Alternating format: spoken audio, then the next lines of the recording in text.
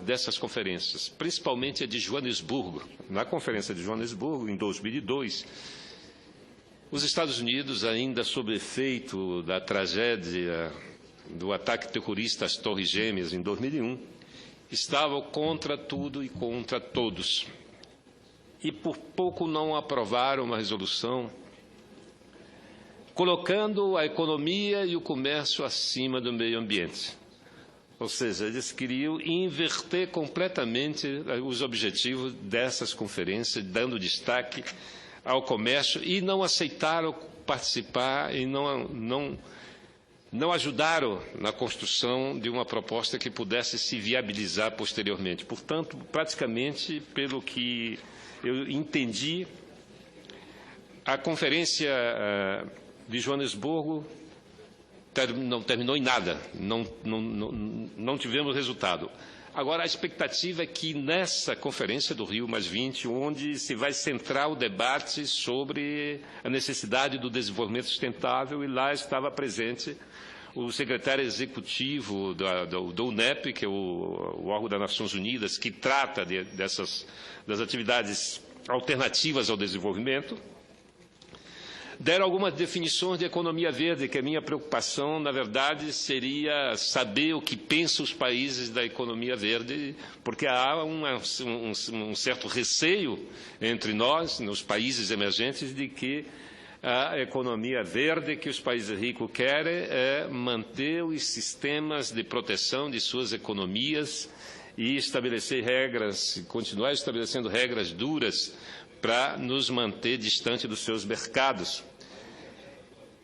E a definição que eu ouvi, que a economia verde é um sistema que pretende melhorar o bem-estar da humanidade e reduzir, evidentemente, os impactos na natureza.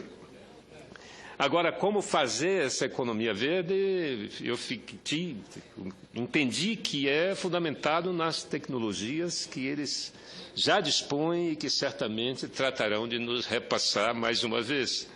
Enquanto nós vendemos grão de soja, eles nos vendem, trocam pelo grão de soja, produtos de ponta, de altíssimo valor agregado, e nos mantém permanentemente como países fornecedores de matéria-prima, muito parecido com o que éramos no período colonial. Mas também havia alguns palestrantes esperançosos de que alguns temas econômicos possam, de fato, ser debatidos na Conferência do Rio e que haja uma aproximação entre Sul e Norte, principalmente em relação às trocas desiguais, que continuam desiguais tanto quanto eram no século passado. Nós continuamos num regime de troca que não nos favorece. E, por último, dessas duas mesas redondas, na sexta-feira, tive a oportunidade de conhecer a reserva da biosfera de Spreewald, num estado da antiga Prússia, do antigo reino da Prússia, no estado de Potsdam. E eu fiquei muito admirado com o que eu vi. É uma reserva de 50 mil hectares, uma reserva da biosfera, com uma legislação clara, definida, com leis para tudo ali tem que ser usado de acordo com a lei. A reserva tem 50 mil hectares, vivem na reserva 55 mil pessoas, evidente essa área de Spreewald era na antiga Alemanha Oriental, então era uma região, há 20 anos atrás, deprimida economicamente. E com a criação da reserva, com a mobilização da comunidade, com a organização da comunidade, eles passaram a desenvolver as atividades econômicas e deram um salto na economia. Nessa região existem 4 cidades e 40 vilas. Além das atividades industriais, que todas elas sob estrito controle, inclusive a agricultura é totalmente orgânica. E eu fiquei muito impressionado de ver a capacidade de produção. Eu visitei uma cooperativa agrícola E eles são os maiores produtores, eles produzem 25% do pepino consumido na Alemanha. É produzido nesse espaço, todo ele com agricultura orgânica, sem utilização de adubos químicos ou de herbicidas ou inseticidas. E o produto dele tem marca e tem um alto valor no mercado. E ele recebe por ano 5.500.000 turistas, uma população de 50 mil habitantes, 55 mil habitantes, recebem 5.500.000 turistas.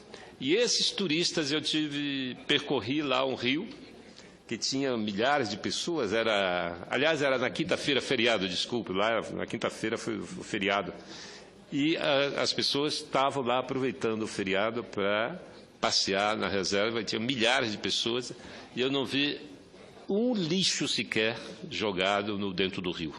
Então, há uma educação voltada para isso. As pessoas que procuram as áreas rurais, essas áreas de reserva, sabem que tem que trazer de volta o seu lixo. E visitando essa reserva, eu tive convicção de que o que nós estávamos desenvolvendo no Amapá, no final, na década de 90, todas as orientações fundamentadas no uso correto da natureza, a economia baseada na diversificação de produtos, da valorização dos recursos locais, do adensamento da cadeia produtiva desses recursos, nos faria do Amapá, se tivesse tido continuidade. O problema é que nós não tivemos continuidade e, pelo contrário, tivemos um abandono. Aquela escola que o povo brasileiro viu ontem, a Escola Bosque do Baili, que ela foi, de fato, construída pela comunidade, mas, evidentemente, com recursos públicos, até porque se valorizava a comunidade, a iniciativa da comunidade, e não só foi construída pela comunidade, mas com matéria-prima da comunidade. E todo o material didático usado pela escola, senador Cristóvão, que especialista na área de educação, eu falo da Escola Bosque do Bailique, lá na foz do Rio Amazonas, todo o material didático utilizado na escola era retirado da natureza.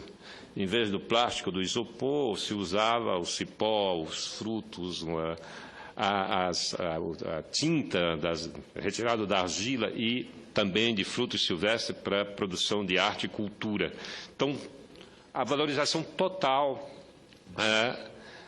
da história, da cultura e também do meio ambiente entrou naquela escola e, infelizmente, esse projeto foi deixado de lado, mas, nesse momento, a Universidade Estadual do Amapá, junto com as secretarias técnicas, com a Secretaria de Tecnologia, a Secretaria de Meio Ambiente, retomaram o projeto e vão reintroduzir o método socioambiental, que é essa filosofia de juntar conhecimento, juntar saberes e produzir um conhecimento que eleva a autoestima, né, de quem mora naquela região. É realmente fantástico você ver os jovens que passaram, que continuam passando por aquela escola, falar de como eles vivem, do que eles fazem. E também a economia da região resistiu ao longo desses anos por uma razão muito simples. Nós introduzimos um sistema de financiamento de manejo de açaizais. E hoje o açaí é um produto, né, que entrou fortemente no mercado nacional e no mercado global. Na Alemanha se comercializa o açaí. E nós temos muitos produtos que nós podemos industrializar, fazer sucos, polpas e colocar no mercado. O problema é que nos falta conhecimento científico, nos falta meios financeiros para que a gente possa acelerar esse processo. Mas eu gostaria de ouvir o senador Cristóvão. Senador Cavibery, eu conheci a experiência que o senhor realizou no seu governo. Eu conheci de ir lá, quando o senhor estava como governador, e ao assistir ao seu discurso, uma parte pela rádio e outra parte aqui, eu estava me lembrando que daqui a menos de um mês vamos realizar no Rio de Janeiro a chamada Rio+20, em que se procura caminhos para salvar o rumo que a humanidade está se propondo, que é um desastre completo, do ponto de vista da crise ambiental, do ponto de vista da desigualdade, do